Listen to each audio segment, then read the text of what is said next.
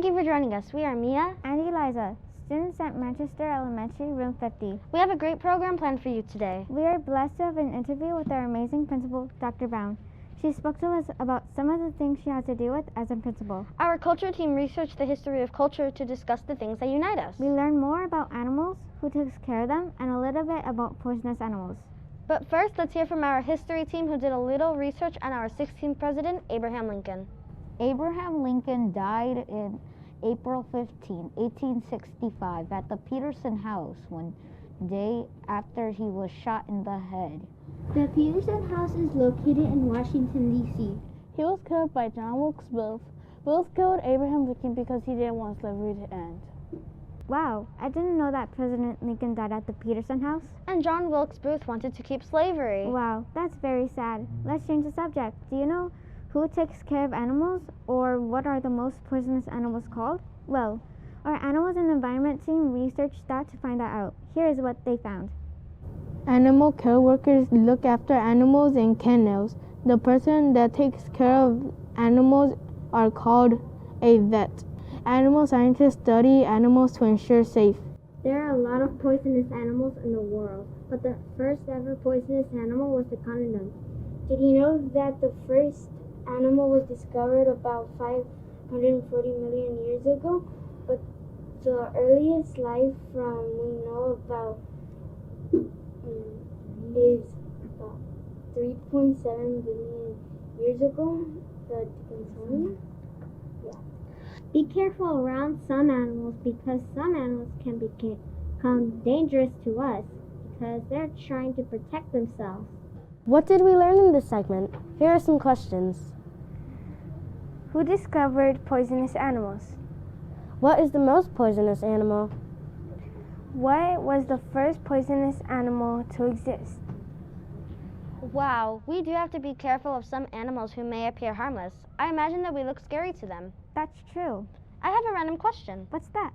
Who do you think first studied culture? That is random. I don't know who first studied culture. Well, our culture team did research to find that out and more. Take a listen. Edward Burnett Tyler was the first to study culture. Culture is the complex whole which includes belief, art, moral, law, customs, and habits. Culture is an umbrella term which encompasses the social behavior and norms found in human societies, as well as knowledge, belief, arts, laws, customs, capabilities, and habits of the individuals in these team conducted by an international team of researchers suggested that modern culture emerged 44,000 years ago. One way to think of culture is as a context in which we learn and develop, we share, live, perform, and experience culture through our participation in daily activities, customs, and means with social others. Culture helps us make sense of our social worlds and shape our actions, thoughts, and feelings. Many children in the U.S. and worldwide are attending school in formal settings where cultural norms and practices at home many conflict with those children encounter at school.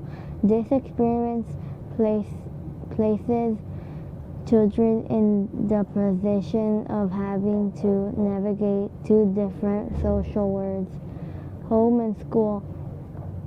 One broad question we can explore is what role does culture play in shaping children's school experiences? Academic success. Let's visit three specific areas: parental beliefs and socialization practices. It's amazing how we're influenced by culture. Yes, we are very influenced by culture. Speaking of influence, do you know who has a huge influence on us as students at Manchester Elementary? Who? Dr. Brown, our principal. Here's an interview our team had with her. Today we have with us in the studio our principal, Dr. Brown. She is the principal at Manchester Elementary School. She keeps our school safe and have provided for us great teachers. Good afternoon, Dr. Brown. Good afternoon. Why do you choose to be a principal? Very good question. Believe it or not, that was not my first choice. My first choice was to become a television anchor woman, like you're doing now. And things happened in life, and then I decided to go into the field of education through substitute teaching. And I remember me substitute teaching for a third grade class, and I just fell in love with teaching. And from being a teacher, I knew I never wanted to just be a teacher all my life. So I always knew I wanted to lead, and the only way to lead is become an administrator, which is assistant principal or principal. What did you have to do to become a school principal? Excellent question. There's a lot. First of all, you have to have the desire. So it's a lot of motivation from within. But most importantly, you have to go to school. You have to go to college. You have to earn a degree. I did earn my bachelor's in mass communications, which is what you're doing now. And then I had to go back to school to earn a teaching credential. And then from the teaching credential, I decided to get a master's degree to learn even more about education and how to be an effective leader.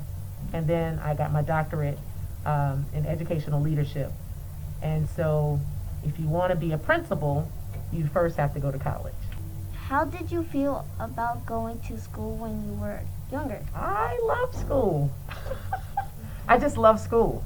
I'm just that type of person. So if I had to take a class today, you would definitely see me in the front of the class with my books already ready, and I have my pens and my paper. Well, now you guys kind of have computers and things like that. So I would be that great student. That's who I am. So if I had to go back to school, you would see me being the picture perfect student. That's what you see. How do you make a school better for the students at Manchester Elementary? Oh, excellent question. You're asking some great questions. Well, it's very hard with us coming back from the pandemic, still in it. The biggest thing is to make sure everyone's safe. Not just students, but the staff members, any of our visitors that come on campus. So as you know, this year we have 6 gates open in the morning. And we've never done that before. We normally only have 1 gate open in the morning. And so making sure students who are not positive with COVID-19 do not enter the school is of high importance. Making sure students keep their mask on, staff members keep their mask on is another important thing as well. I'm sure you see me a lot of times telling everybody, put that mask over your nose, right? Because we know that that's the area that's most exposed with students. But it's kind of hard this year. This is, out of 29 years in education, this year is the hardest. Because it's not just about COVID. I still have to lead the school academically, right? Yeah. How do you hire people? Well, first they have to show interest. Have you ever heard of a resume? No. Okay. Well, I'm sure your teacher's going to teach you all about resumes. So people show interest by writing or typing a resume. That resume comes to me either through email or by actual mail. And if I have positions available, I look at those emails, I look at those resumes, and then I call people from the resume. And then I set up an appointment for an interview. Now, the funny thing about an interview is we don't just interview. Their interview process is coming to the class to actually teach a lesson. That's how the real interviews go. And if they can teach a lesson, and they're really good at classroom management and the delivery of instruction, then that's how you get hired. Thank you so much, Dr. Brown. You are so very welcome. I had a great time. Me Next too. time, just let me know. Okay. Alrighty. Wow, I didn't realize how difficult it was to run this school. That's a lot of responsibility. Well, that's our program for today. Be sure to like and share this video with your friends and family.